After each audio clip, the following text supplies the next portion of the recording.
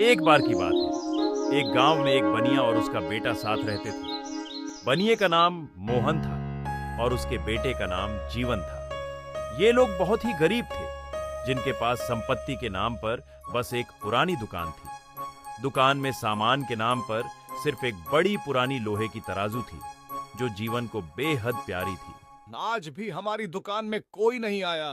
आएगा भी क्यों पिताजी? आखिर हमारी दुकान में खरीदने लायक कुछ है ही नहीं। पूरी दुकान तो खाली पड़ी है।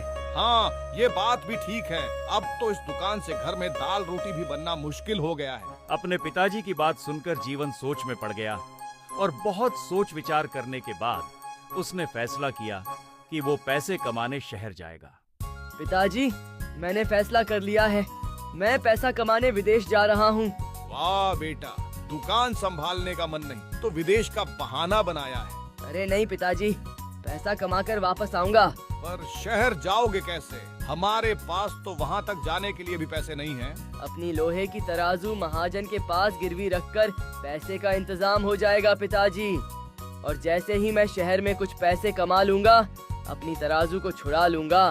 अरे बेटा, विदेश में पैसा कमाना आसान नहीं होता। मुझे पता है पिताजी, पर बिना कोशिश किए हार मानने से भी क्या फायदा। मुझे जाने दीजिए। जीवन के पिताजी के बहुत समझाने पर भी जीवन नहीं माना और लोहे की तराजू को लेकर महाजन के पास चला गया। वाह, ये तो काफी भारी तराजू है। काश ये मेरी होती। महाजन एक लालची इंसान था। इतनी बड़ी तराजू देखकर उसके मन में लालच आ गया था। महाजन जी, ये असली लोहे की तराजू है, सोने से कम नहीं है ये। हाँ हाँ ठीक है, ये लो 1000 रुपए। पर जब तक मेरी पाई पाई सूद समेत नहीं लौटेगी, ये तराजू मेरे पास ही रहेगा। मुझे मंजूर है। जीवन विदेश जाकर खूब मेहनत से मजदूरी करता है और कुछ ही दिनों में अच्छे खासे पैसे जमा करके अपने गांव वापस आता है। अब उसके हाव भाव, कपड़े और फैशन बिल्कुल शहरी हो गए थे। अरे जीवन, शहर से कब लौटे? तुम तो बिल्कुल बदल गए हो। अरे नहीं काका, कपड़े बदलने से इंसान नहीं बदलते।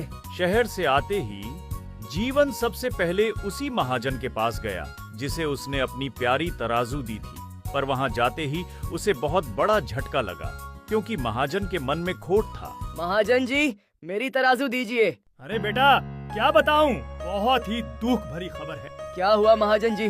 अब क्या बताऊं? तुम्हारी तराजू यहीं रखी थी। एक दिन जब मैं सुबह सुबह सोकर उठा तो देखा कि तराजू को चूहों ने खा लिया है। मुझे माफ कर देना, मैं तुम्हारी तराजू संभाल के नहीं रख पाया। महाजन की बात सुनकर पहले तो जीवन को बहुत आश्चर्य हुआ, पर महाजन के बारे में पूरे गांव में सबको पता था कि वह कितना धूर्त था।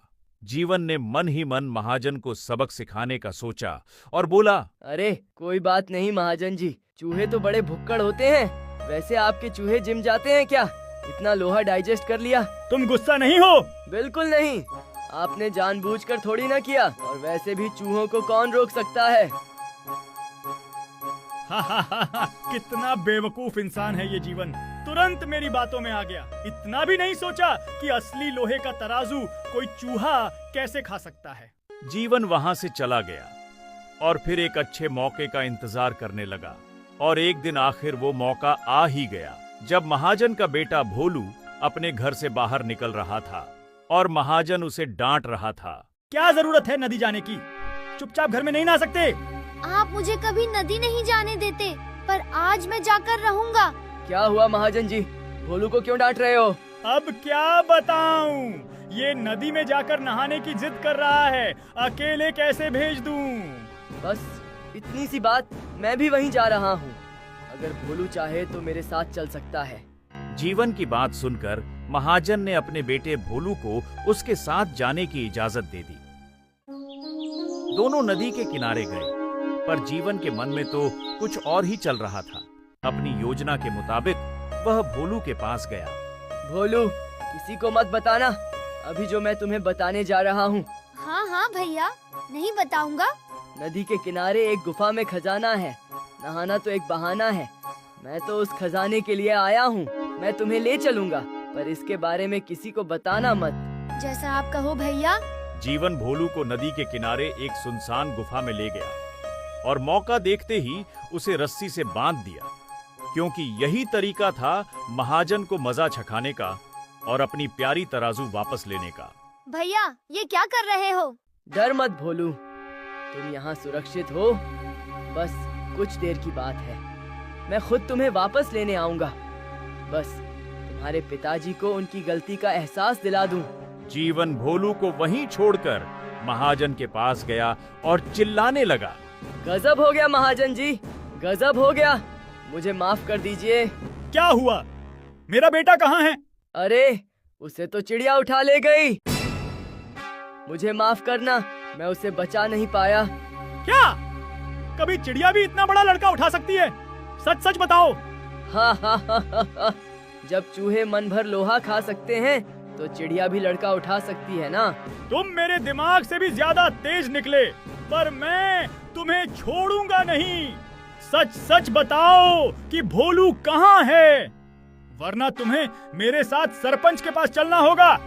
महाजन और जीवन दोनों अपनी बात पर अड़े थे और आखिरकार दोनों सरपंच के पास पहुंच गए।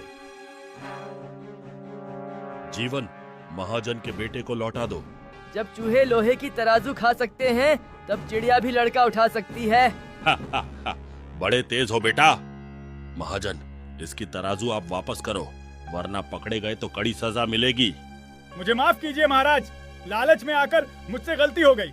इस तरह जीवन की चालाकी से महाजन ने खुद अपनी गलती मान ली और जीवन का तराजू वापस कर दिया। जीवन ने भी जाकर महाजन के बेटे को गुफा से निकालकर महाजन को सौंप दिया।